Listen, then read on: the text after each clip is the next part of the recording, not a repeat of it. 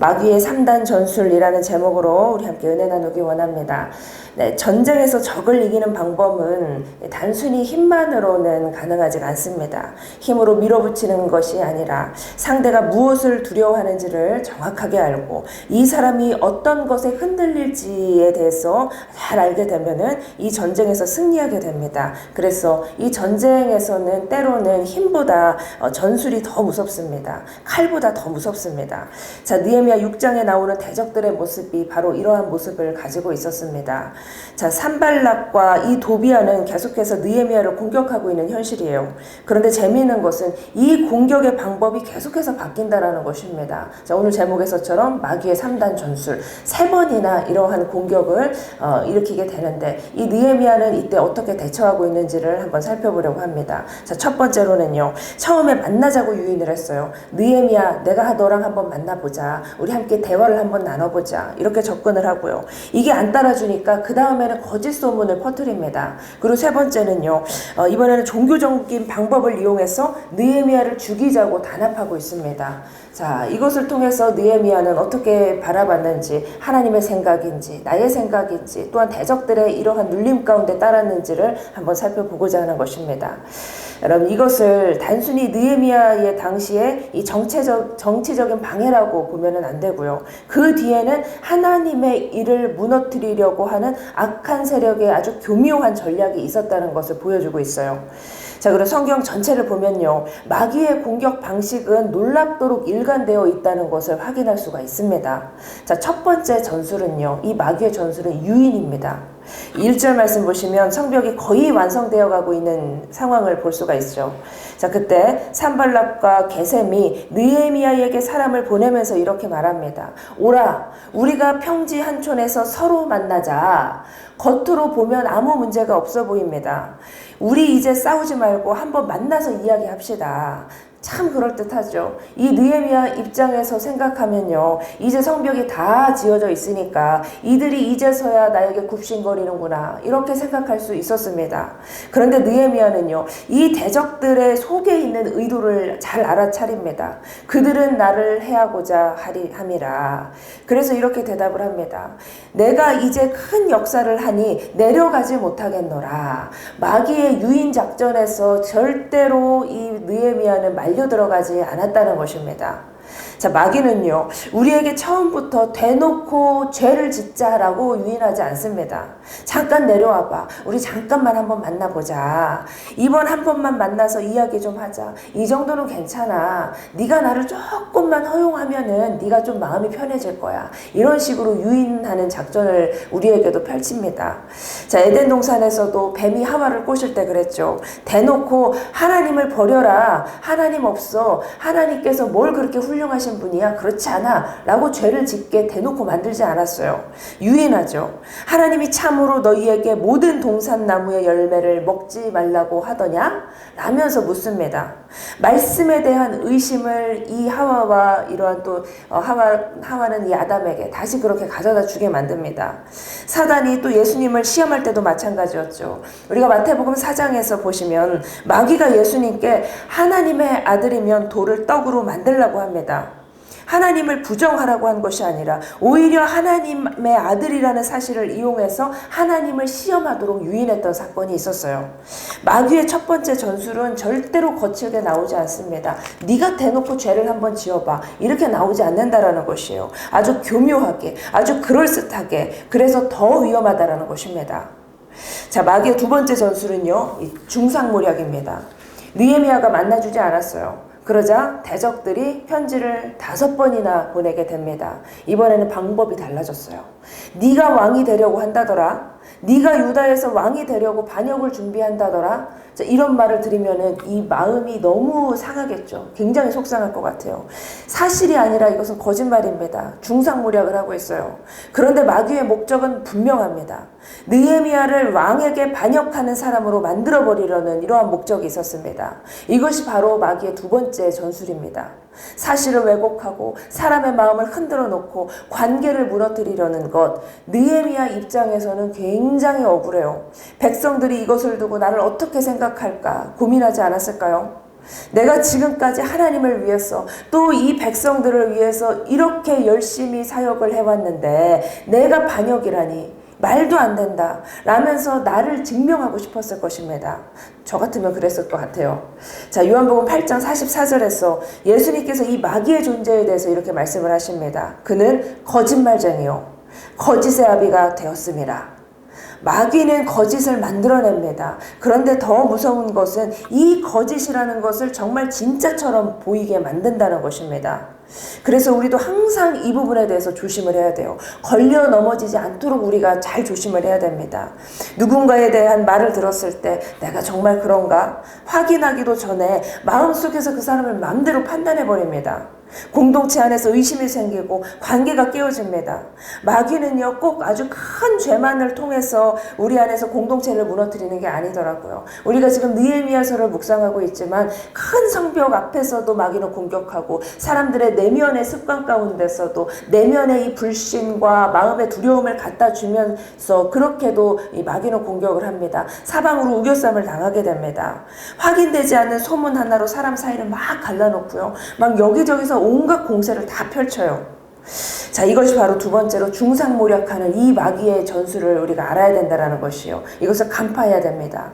자, 마지막 세 번째로 오늘 이것도 안 되니까 사단이 세 번째 전술을 펼치는데 자, 이번에는 더욱더 교묘합니다. 10절 말씀 보니까 스마야라는 사람이 느헤미야를 찾아오게 되는데요.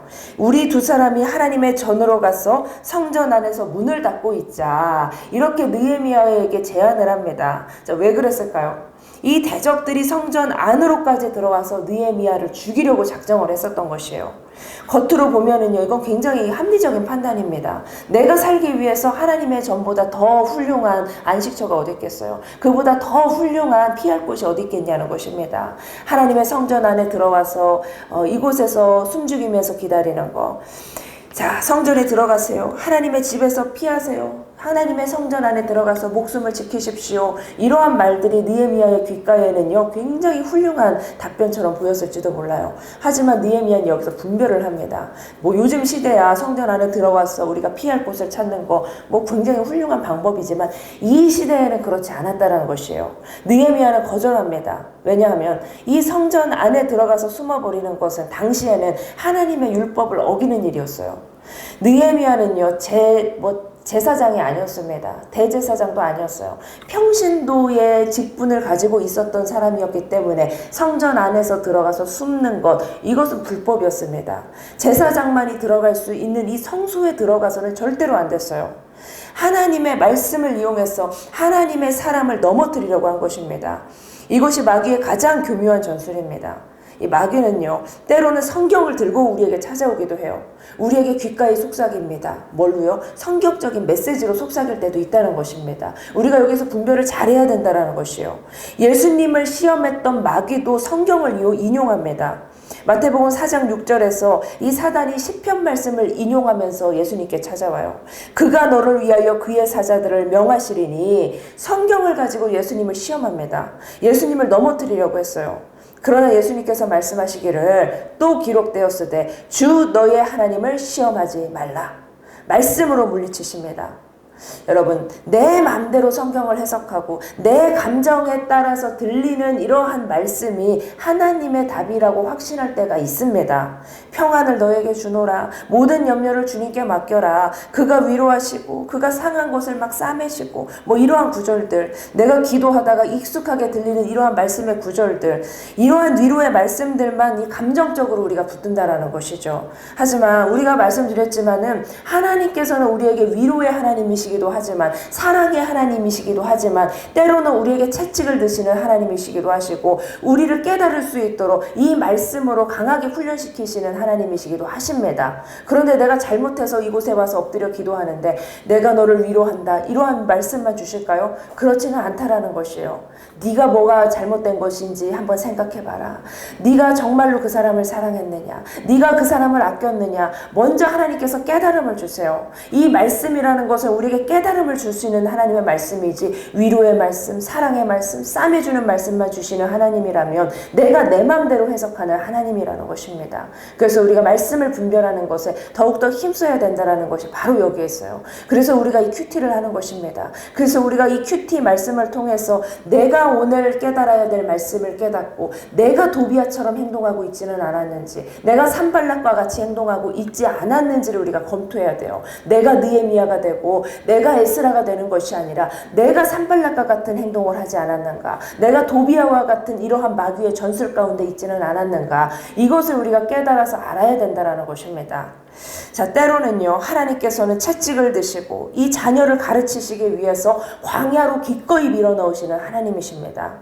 기도하다가 드는 생각이 내 생각인지, 이게 하나님의 생각인지, 아니면 마귀가 가져다 주는 생각인지, 이것을 분별하는 것, 이것이 우리의 생활 가운데, 우리의 신앙생활 가운데 굉장히 중요한 목표입니다. 여러분, 느헤미야는요, 죽을 수도 있었던 상황에서 이 말씀을 분별합니다. 내가 살기 위해서 하나님의 성전 안에 들어가는 것, 어떻게 보면 신앙적으로 우리가 당연한 것 같지만 하나님의 말씀을 어길 수는 없었습니다. 이것이 느헤미야가 끝까지 무너지지 않았던 이유입니다. 사단의 권세를 피할 수 있는 방법이었어요. 여러분, 느헤미야는 상황을 바라보면서 판단하지 않습니다. 사람의 귓가에 들리는 말로 그 상황을 판단하지도 않습니다. 종교적인 명분만 바라보면서 판단하지도 않았습니다. 하나님의 말씀을 기준으로 판단했다는 것입니다. 그래서 이 9절 말씀에 느헤미야가 하나님께 이렇게 기도하죠. 이제 내 손을 힘입게 하옵소서. 그리고 14절에도 내 하나님이여 도비아와 산발랏의 소행을 기억하옵소서. 느헤미야는 대적들과 똑같은 방법으로 싸우지 않았어요. 느헤미야는 하나님께 맡기면서도 자기 자리를 지켜나갑니다. 여러분, 마귀의 공격은 오늘도 크게 다르지 않습니다. 마귀는요, 오늘 이 마귀의 3단 전술처럼 우리를 유인합니다. 그리고 우리에게 중상모략을 하면서 거짓말합니다. 마지막에는 신앙적인 명분까지 내세우면서 나의 생명까지 위협합니다. 오늘 마귀가 아무리 전술을 바뀌어도 하나님의 사람에게 필요한 기준은 단 하나였어요. 하나님의 말씀에 과연 이것이 맞는가? 느헤미야는 이 말씀 앞에서 자신을 드러내려고도 하지 않았고 자신의 삶을 어떻게든지 유지하려고도 하지 않았습니다. 느헤미야는 그래서 이 3번의 공격을 결국에는 이겨냅니다. 대적이 강해서가 아니라 느헤미야가 모든 상황에서 하나님의 뜻을 기준으로 판단했기 때문에 이 모든 마귀의 전술 가운데 승리했다는 것을 오늘 말씀을 통해 보여주고 있습니다. 오늘 우리의 삶에서도 수많은 낙심과 두려움의 문제들이 우리를 찾아와요. 그때 우리가 사람의 말보다 하나님의 말씀을 반드시 붙드시기 바랍니다.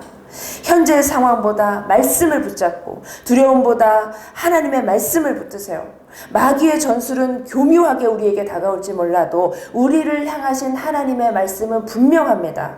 그 말씀을 붙잡고 우리가 그 안에서 낙심하지 마시고 두려워하지 마시고 내가 지금 마귀의 공격이 심해졌으니 멈춰서야 하나 라는 이러한 생각을 갖지 마시고 그러한 것에 대해서 고민하지 마시고 우리를 향한 하나님의 일이 분명해질수록 사단도 일한다는 사실을 반드시 인식하시기 바랍니다. 그리고 이 사단의 권세 앞에 굴복하지 마시고 하나님의 일하심을 기대하심으로 살아가시는 오늘 하루의 삶이 되셨으면 좋겠습니다.